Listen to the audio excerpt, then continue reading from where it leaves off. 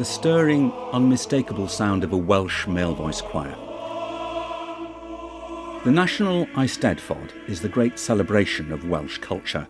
Pageant, festival and competition all rolled into one. I'm Andrew Whitehead for the BBC World Service, uncovering the story of a young Indian woman who, more than a century ago, won one of Wales's most prestigious cultural prizes. A twlwg I ti yfed o win ein croeso i'r orsedd ar Eisteddfod. The Eisteddfod is an annual event that dates back more than 800 years and was revived in the 19th century when Welsh schools and universities started holding their own smaller Eisteddfods with music, singing and poetry recitations by the bards. Gawn ni y cyrn gwlad. Trumpets herald the chairing of the bard, the climax of the Eisteddfod, when the Druids, the custodians of Celtic culture, swathed in elaborate, almost priestly robes, acclaim the outstanding poet. The prize, a beautifully carved bardic chair, a quintessentially Welsh event, so all the more remarkable for an outsider to win. On the 28th of February 1914, the Eisteddfod of the University College of Wales at Aberystwyth ended amid huge drama as that year's winning poet was proclaimed. All the entries were on a prescribed Welsh topic. All were submitted under pseudonyms. The Cambria Daily Leader, a prominent Welsh newspaper, reflected the surprise when the winning entrant was revealed. Hindu lady chaired. Remarkable scenes at Aberystwyth Eisteddfod. The chair was won by Miss Dorothy Bonarjee, a young Indian student. The highest place was awarded to Sheeta for an ode written in English and described as an excellent and highly dramatic treatment of the subject. Sometimes when the nights are still and fair, the water ripples softly round the caves, and peace falls from the stars on land and sea, sweet peace down falling through the dew-filled air. Death is a rest, so greatness sleeps a space, and this is night, but after comes the dawn. Miss Bonarjee received a deafening ovation when she stood up and revealed herself as Sheeta. She was led up to the throne on the chairing ceremony, then proceeded amidst great enthusiasm. A twlwg I ti dderbyn y flodeugaid hon, o dir a deiar Cymru. 19-year-old Dorothy Bonarjee, the Hindu bard as she became known, was the first overseas student and the first woman to win the College Eisteddfod. Miss Bonarjee has been over in this country for about 8 years. She is the daughter of a prominent Indian barrister, and by a very fortunate coincidence, Mr. and Mrs. Bonarjee were present. Mr. Bonarjee responded with considerable emotion to the insistent demands of the audience for a speech. Thank you. Thank you for the great honor you have awarded my daughter today. Let me express my warm appreciation for the kindly enthusiasm with which everyone here at the University College of Wales has received a successful competitor of a different race and country from your own. If India has given birth to a poet, Wales has educated her and given her an opportunity to develop her poetic instincts. Dorothy Bonarjee, Dorf as she was known, won acclaim in her own country as well as in Wales. Her success was reported and celebrated by the Statesman newspaper in Calcutta and the Times of India in Bombay. Sheila Bonarjee, now in her 80s, is Dorf's niece. She remembers her aunt as confident and unconventional and a source of inspiration. I was very fond of Dorf. She was a bit of a rebel, wasn't she? Well, she had a spirit about her, yes. She had been expected to take her degree in London. She decided she didn't like the snobs of London and she wouldn't go to London University. My grandfather was just distraught. So where did she want to go? She wanted to go to Aberystwyth. And where the hell was that, he said. You mean the wilds of Wales? And she said, yes, because that's where the bards are from. And he just had no idea what she was on about. She said, well, the bards of Wales are the poets of Wales, are the poets of the world. So that's where I want to go. And did she talk to you about winning the Eisteddfod bardic chair? Yes, she talked to me and she showed me the pictures of herself. Yes, she certainly did, yes. Was she proud? Very proud. The first Indian and the first woman to have won the bardic throne. This was quite an achievement, according to Dr. Beth Jenkins of the University of Essex, whose research focuses on women in Wales. It's certainly unusual for women to win the bardic chair. I think at the national Eisteddfod, it wasn't until very recently in 2001 that a woman won the bardic chair. Dorothy Bonarjee's triumph back in 1914 was remarkable also because her winning poem was written not in Welsh, but English. Dr. Susan Davies is an archivist and historian at Aberystwyth who's attended many Eisteddfod chairings and crownings. I don't think the language really mattered. It's the quality of the poem. That's what mattered. But the subject was very Welsh. It was Owain Lawchoch. I'm probably massacring that pronunciation. No, but you're almost there. It's Owain Lawchoch. It means red hand. He is a figure who's quite well known in Welsh history. But she must have understood the story very well in order to produce her poem, to win. do you think there might have been some resentment that an outsider, somebody who clearly was not Welsh, not brought up in Wales, had just arrived in Wales, won such a prestigious award? I don't think there was. It was unusual that an English poem won, but there seems to have been great enthusiasm at the ceremony. Dorothy was born in India in 1894. Her family were upper caste Bengali Brahmins. She grew up in what was then the princely state of Rampur, close to the border with Nepal. She was just 10 or 11 when, along with her brothers, she was sent to London for her schooling. But when she was so at the heart of the imperial capital, why would Dorothy want to go to university in an out-of-the-way Welsh seaside town? One of the reasons is that there was definite limitation on where women could study for degrees, and that would rule out Oxford and Cambridge, because she was studying well in advance of the time when women were allowed to graduate there. But Aberystwyth had introduced equality in degree study, so women could take any of the courses that were open to men and graduate. So in 1912, 1913, when Dorf turned up at Aberystwyth, would there have been many students from overseas? They were still a minority, but there were some. So around the time of the First World War, there are about 1,000 Indian students studying at UK universities. Around 50 to 70 would be women. Dr. Sumita Mukherjee, Associate Professor at the University of Bristol, has studied the Indian presence at British universities at this time. These students were mainly from an elite background. Their parents would be highly professional people, often involved in the British Empire or imperial service in some way. As well as being a barrister, Dorothy's father was a landowner. He had the wealth and cultural ease to spend several years living in England. Her mother believed that girls needed educating just as much as boys. Not a common view then, even among India's elite. A photo survives of Dorothy and her brothers as youngsters in South London, a statement of just how anglicised they had become. She's wearing a white dress, a ribbon in her hair. Bertie, her older brother, is in suit and tie and holding a book. Bertie is Sheila Bonarjee's father. He studied at Aberystwyth alongside Dorothy. He didn't have an option. He bore a family responsibility.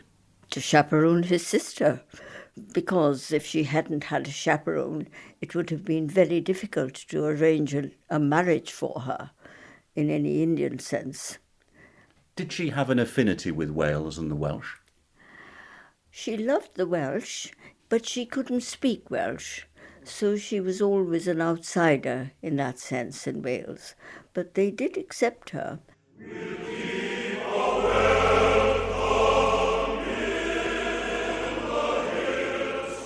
Dorothy Bonarjee's grandfather had been converted to Christianity in India by a celebrated Scottish missionary.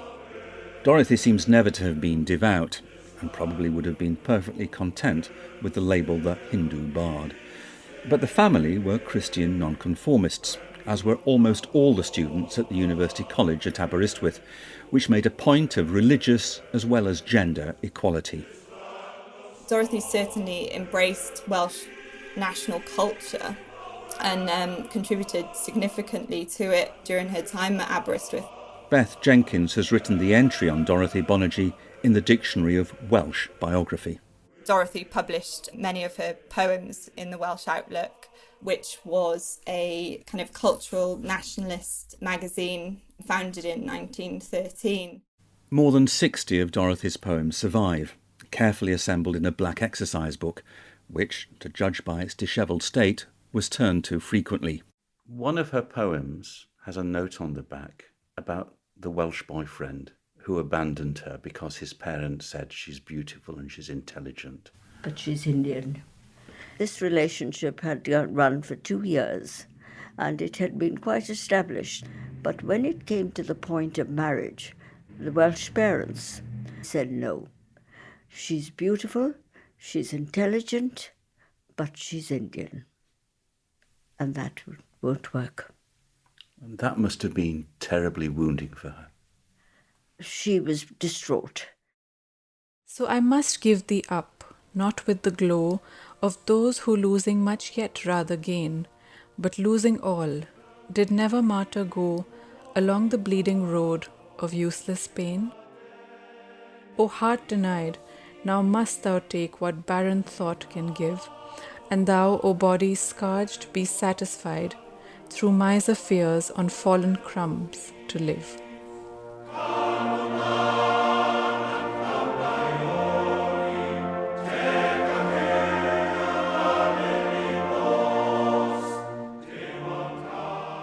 It's really hard to quantify the amount of racism that Indian students would have faced at British universities, especially in that early period of the 20th century. Sumita Mukherjee has chronicled how England returned Indians, as they were known, enjoyed prestige and authority in the later stages of empire. But while in Britain, they were not immune from prejudice. What we do know from accounts of Indian students at universities at this time is that what they would often face is not so much overt racism in the ways that we would think, and not always derogatory terms, but they did feel like outsiders, and they were made to feel like outsiders. They would often have to eat by themselves in the canteens, for example, or in their accommodation. They would often feel quite separate from other students.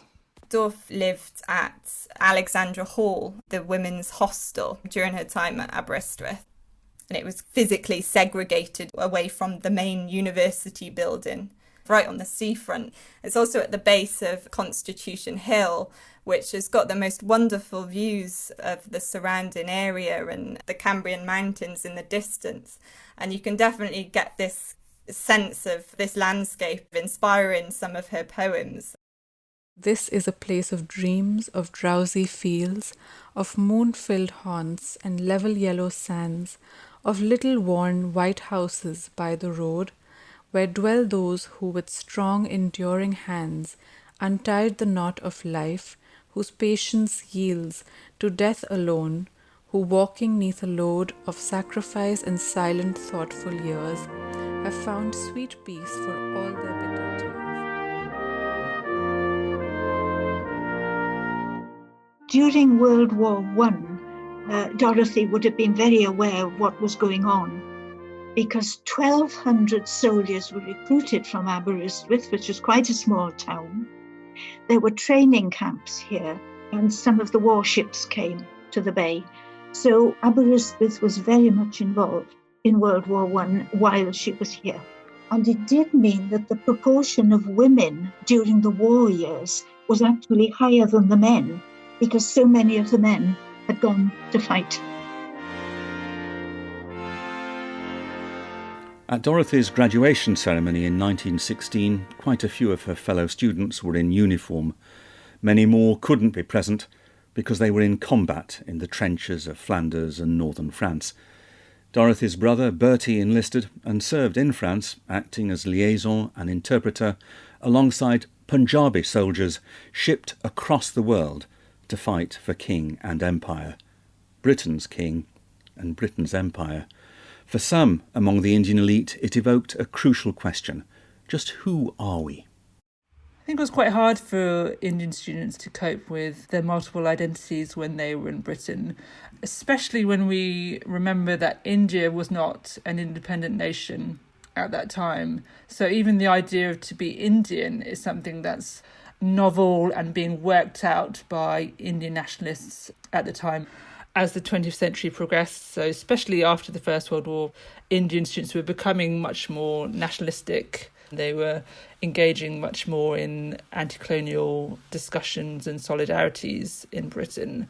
And it seems like a clear connection then for those Indians who are engaging in anti-English imperialism to perhaps find solidarities with Welsh and Celtic nationalists. After Aberystwyth, she then went to University College London for her law degree. Yes, with my father. They both did their LLBs there. Here too, Dorothy was a pioneer, breaking new ground not simply for Indian women, but for all women. She became the first woman student at University College London to be awarded a law degree. That was in 1918, the year the First World War ended. She mixed in literary and artistic circles considered at the time, by her family at least, as advanced. She was swept up in the demand for votes for women.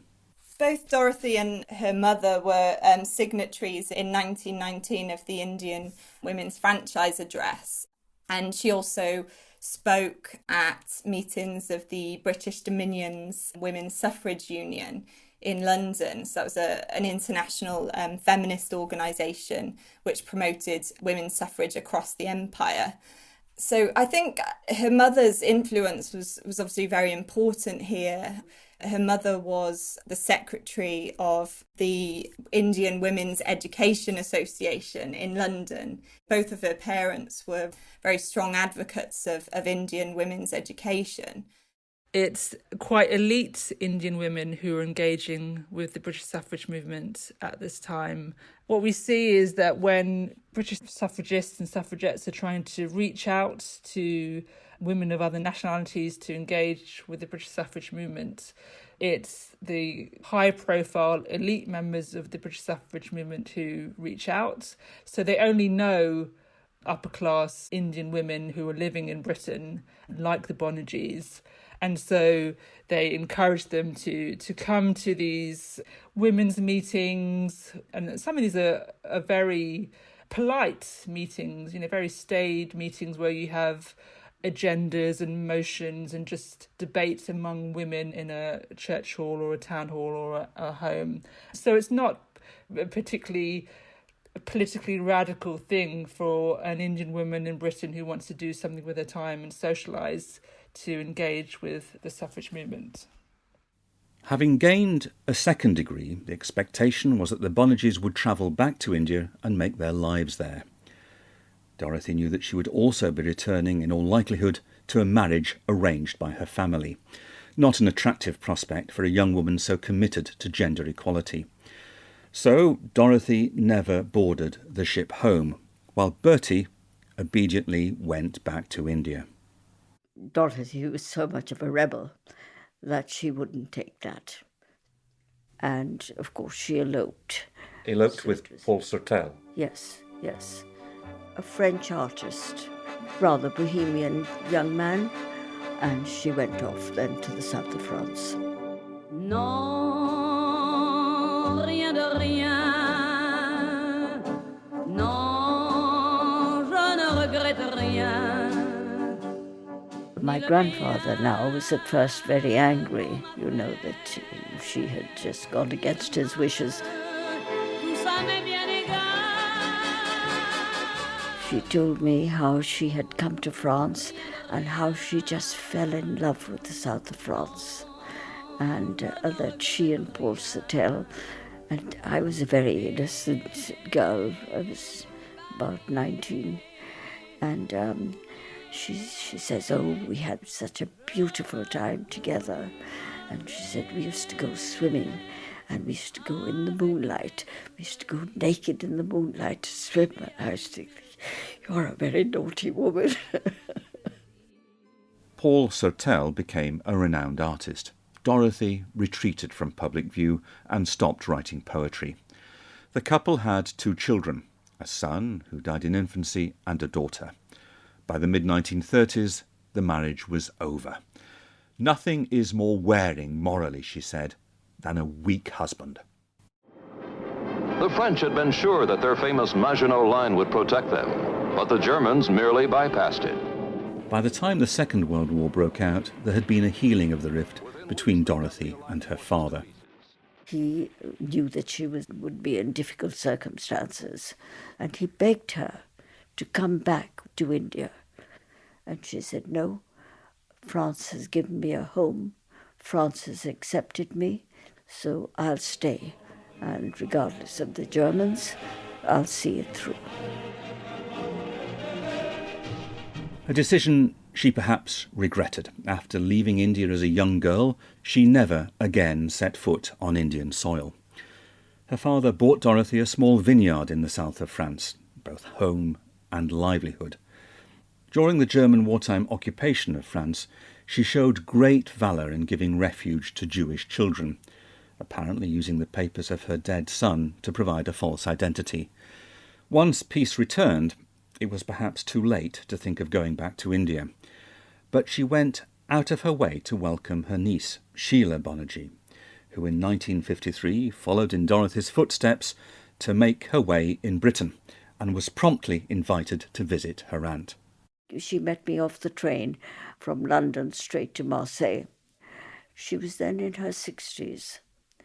She was very elegant. She was very slim, very active. She was also quite tanned, and she actually walked like a mountain goat, you know. We went walking up these hills, and I was just amazed. Did you like her? I liked her very much. I mean, I felt very un-chic, you know, compared to her. She was very French in her habits of eating. She liked her wine.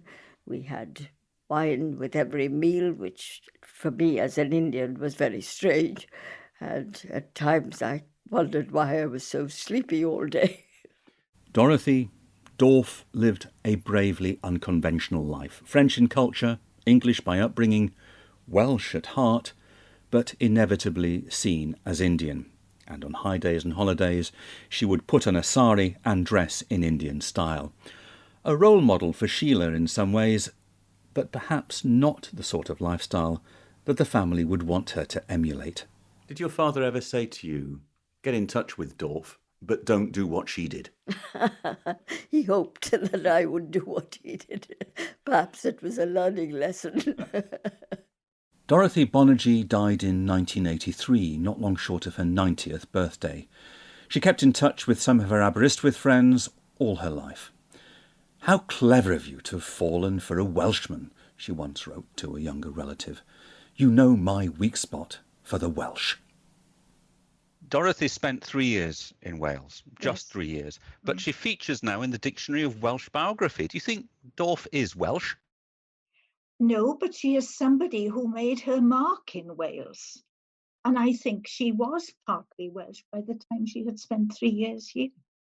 But there couldn't be another Dorothy Bonarjee today because you have to enter an Eisteddfod in the Welsh language. You do, but of course we have many people who have learnt Welsh because they recognise that it's much older than English and that it is a very good language for cultural writing and for poetry. Mohini dwi, dysgais I Gymraeg pan oeddwn ni'n byw yn Aberystwyth am 3 mis yn 2000. My name is Mohini Gupta. I learnt Welsh when I lived in Aberystwyth for 3 months in 2017. I live in Oxford now, but I belong to New Delhi in India, which is where I've lived all my life before this. More than a century has passed since Dorothy won that prestigious bardic chair at Aberystwyth. The path that she trod is now not quite so arduous, and others have followed in her footsteps. Among them, the young Indian poet and translator who has, in this programme, been reciting Dorothy's poetry. I feel really fortunate to have discovered Dorothy Bonarjee's story. I was really excited to know that there was a young woman about 100 years ago who also went to Wales, fell in love with Wales, and had an interest in poetry and language. It is very inspiring that she won the chair at the College Eisteddfod as well. And I hope that I can actually follow in her footsteps and maybe someday write poetry in Welsh, take it one step further and write in Welsh, and also win a chair someday.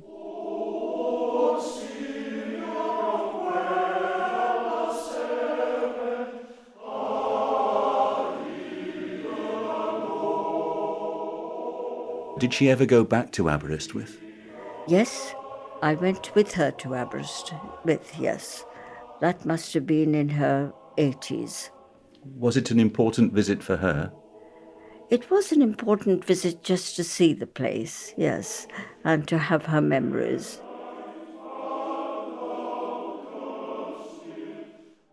Sheila Bonarjee sharing her memories of her Auntie Dorf, Dorothy Bonarjee, the Hindu bard.